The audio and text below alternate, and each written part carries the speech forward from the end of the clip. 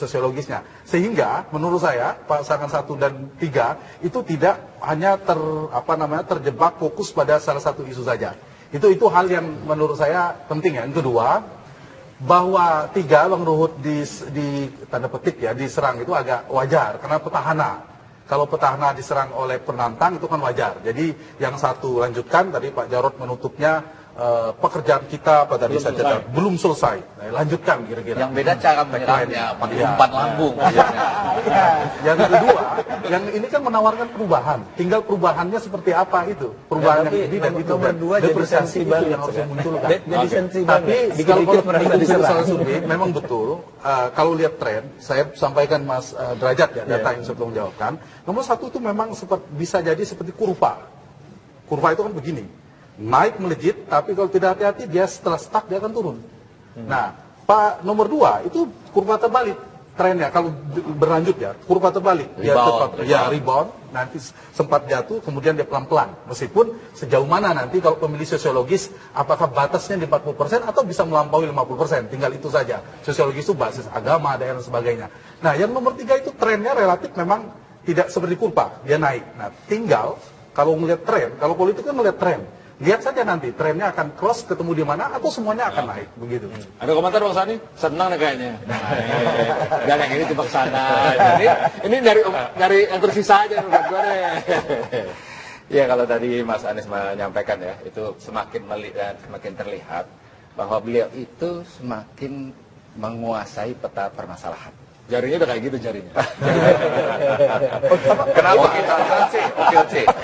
Karena dari awal rapot disajikan. Rapot 1, 2, 3, 4 kinerja keuangan, kinerja akuntabilitas publik terkait dengan petahana.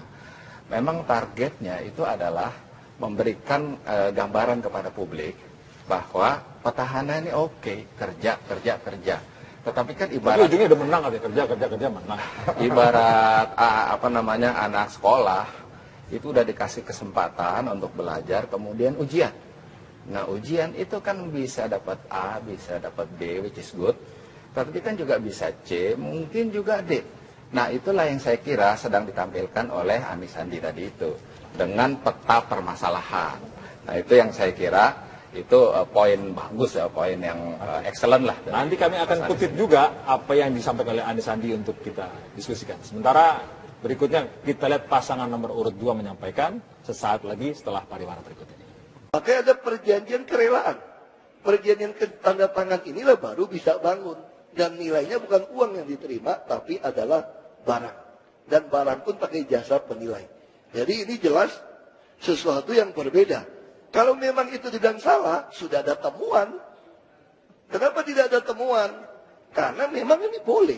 Yang tidak boleh itu kalau sumbangan kami terima uang, ini tidak ada dasarnya.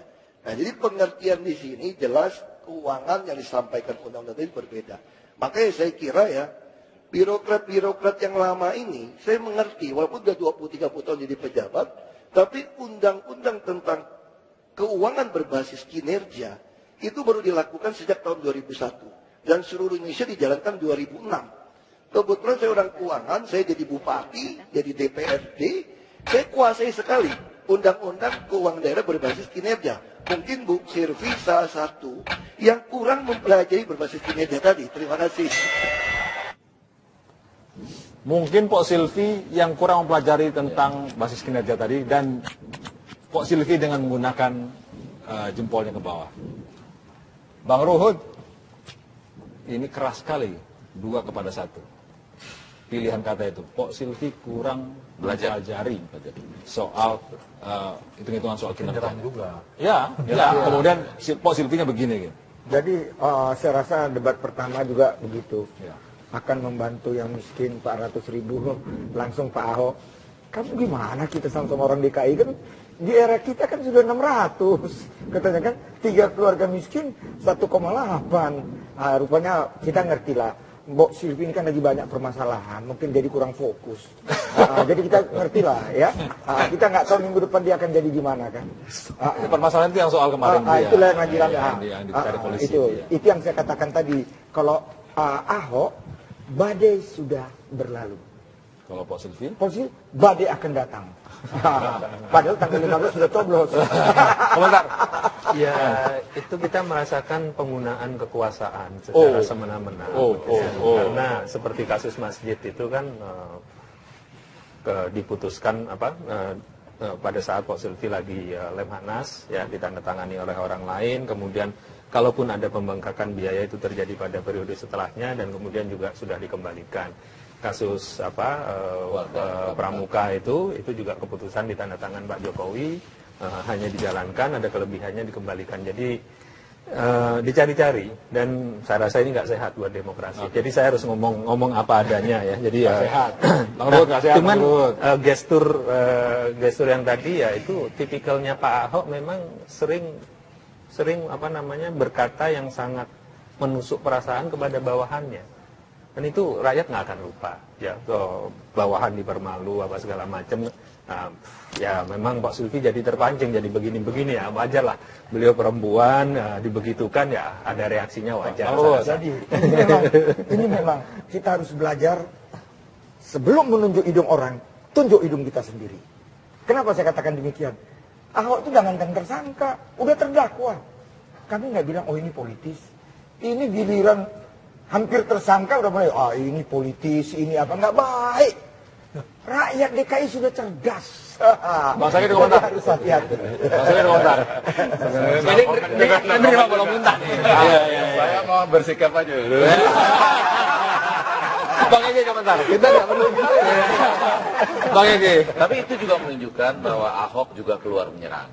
Tapi lagi-lagi malam ini boleh dikatakan mungkin malamnya dia ya. Dia menikmati loh waktu diserang tadi yang saya nggak tahu ada tarian mengatakan ini. Nah, tadi waktu menyerang kepada Bu Silvi pun cuma kalimatnya kan enak aja. Mungkin perlu lebih banyak belajar gitu. Walaupun sebetulnya Mbok Silvi tadi juga sudah berusaha untuk mengatakan hampir sama dengan yang disuarakan oleh Anies tadi ya, melalui CSR dan segala macam itu. Entahlah bentuknya perjanjian atau apa. Ya mungkin lebih transparan ke DPRD dulu, sebetulnya maksudnya adalah ke arah itu. Tapi tadi berhasil dengan sangat baik ditanggapi oleh Pak Ahok. Jadi ada tambahan untuk Pak Ahok di situ, walaupun yang ingin kita katakan Pak Ahok juga keluar menyerang. Nah barangkali yang bisa lebih dimanfaatkan oleh Mbok Silvi dan Mas Agus di debat yang ketiga, itu adalah bagaimana dengan cara yang sama kan gayanya sebetulnya sama-sama menyerang. Cuma tadi kalau Pak Ahok dengan gaya bercanda sedikit senyum, kalau Mas Agus kan tidak terlalu ya, tapi kalimat-kalimatnya ditampilkan seimpresif mungkin, gaya Pak SBY lah ya, tapi tetap mengandung serangan. Nah mungkin di yang akan datang itu perlu keluar dengan kalimat-kalimat yang lebih tajam, misalnya kejar saja bahwa kenapa nggak masuk DPRD dulu, lalu diulang lagi, kenapa nggak masuk DPRD dulu. Ini saran buat ini. Enggak, maksudnya membuat itu lebih mudah dipahami kan, ada pengulangan-pengulangan. Kenapa nggak masuk DPRD dulu misalnya? Apakah tidak boleh ataukah memang total berbeda peraturannya sama seperti Anies kan tadi juga mengangkat soal CSR misalnya. Nah, itu yang seperti itu. Mas Alada? Ya, selain menikmati nomor 2, Pak Anies dan Pak Agus juga menurut saya menikmati juga debat tadi. Terlihat lebih rileks, Pak Anies menguasai panggung terus, selain Pak Ahok yang juga santai ya. Tiga-tiganya menikmati. Menikmati. Lalu saya punya catatan ya, ada kekuatan dan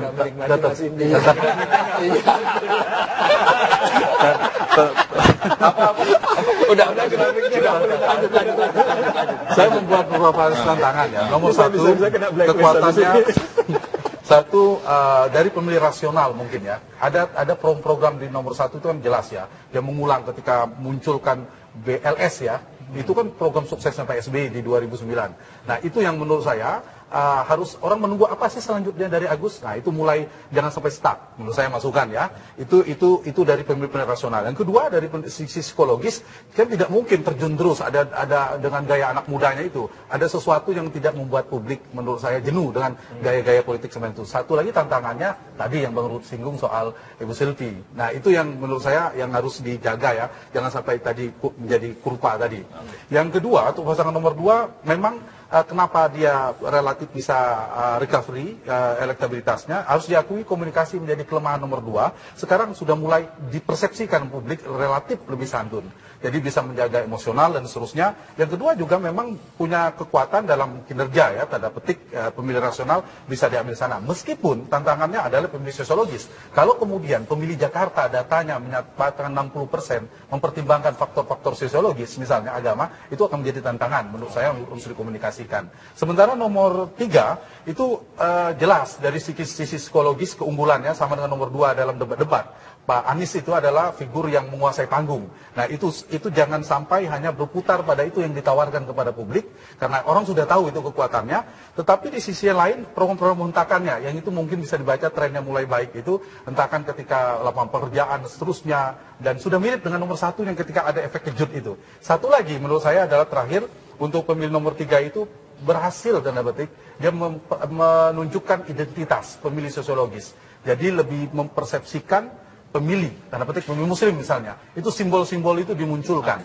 Suka atau tidak suka, pemilih Jakarta terbelah. Meskipun ada berbagai macam aspek, dia preferensinya karena rasionalitas pemilih itu macam-macam. Ada basisnya karena kinerja, karena rekam jejak, dan itu rasionalitasnya. Yang kedua karena dianggap muda, ganteng, tegas, dianggap santun, itu pemilih, rasionalitas pemilih juga harus dilihat. Dan yang ketiga adalah soal dia mewakili identitas, dan itu ketiga kelompok itu sama kuatnya menurut saya di Jakarta. Oke, kita ingin tahu gaya seorang Anies dan Sandi sesaat lagi setelah pariwara berikut ini. Itu kekuatannya justru di sosiologis dan rasional. Nah itu yang menurut saya, yang tadi saya komentarin pada nomor 3, itu adalah harus tepat kalau nyerang. Jangan-jangan Bang Ruhut tadi berpesta terpetik biar tambah suka karena terkonfirmasi kinerjanya. Nah mungkin itu koreksi bagi pasangan nomor 3 ke depan. Meskipun kalau soal gaya komunikasi orang sudah paham ya, Anies yang ternyata menguasai panggung. Tapi yang menarik sedikit lagi, Anies ternyata tidak hanya dikesankan santun, normatif, ternyata dia juga bisa tegas, bisa keras, tidak normatif, dan bisa berani mengatakan itu. Jadi sudah bertransformasi menjadi seorang politisi lah paling tidak. Tidak dosen seperti saya. Masih ada satu segmen, karena kita ingin tahu apakah mungkin ada perubahan gaya pada diskusi ketiga nanti. Ada isu birokrasi dan penataan kota. Nah, kemudian tentu ada hal-hal detail yang disampaikan, isu ekonomi, isu tata kota tadi.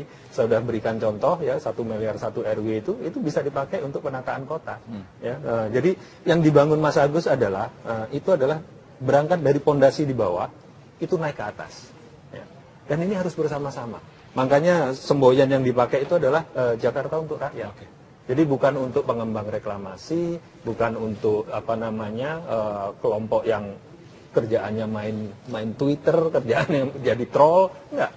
Jakarta untuk rakyat. Itulah pesan utama. Itu kalau bola itu mestinya catenaccio itu kalau Italia itu. Jadi 5 di belakang, 1 di depan saja gitu ya. Bagaimana dengan paslon nomor urut 2? Apakah mungkin ada perubahan? Kalau kita ya yang saya katakan awal tadi, mengalir, saya rasa faktanya dengan Ahok seperti yang kemarin dan sekarang, ya, bahkan dia sampai bisa mau mere ini kan tarian yang disenangi ibu-ibu, termasuk istri saya, ya. Orang melihat. Jadi saya rasa ini akan kita pertahankan, dan Ahok memang kita bisa lihat. Begitu juga Pak Jarod. Saya lihat tadi Pak Jarod baik sekali, ya. Bahkan dia katakan tanggal 15 jangan takut. Memang nggak perlu takut, kita bangga di Indonesia, ideologi kita Pancasila, ya, Pancasila. Tapi saya nggak tahu yang lain ya, tapi istimewa yang Kang Derajat, aku rasa bisa juga berubah. Kenapa? Kalau badai itu datang. Iya dong, kita belum tahu. Karena ingat di dalam hukum ada deliknya hukum murni, ya. Kalau naik kelas itu nggak perlu karena kaitan dengan korupsi, itu mungkin berubah. Punya dampak.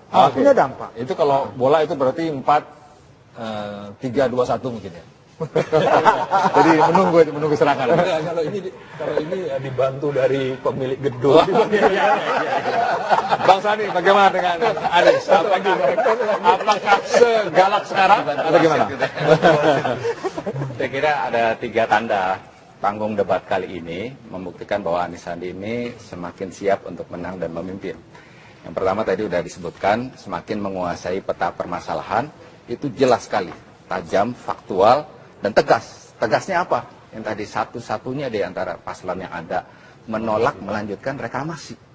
Ini kan proyek triliunan rupiah, tapi beliau tegas, keadilan sosial, nelayan, tolak reklamasi. Itu satu. Yang kedua adalah semakin komunikatif, artikulatif. Jadi beliau ingin menitipkan pesan kepada publik.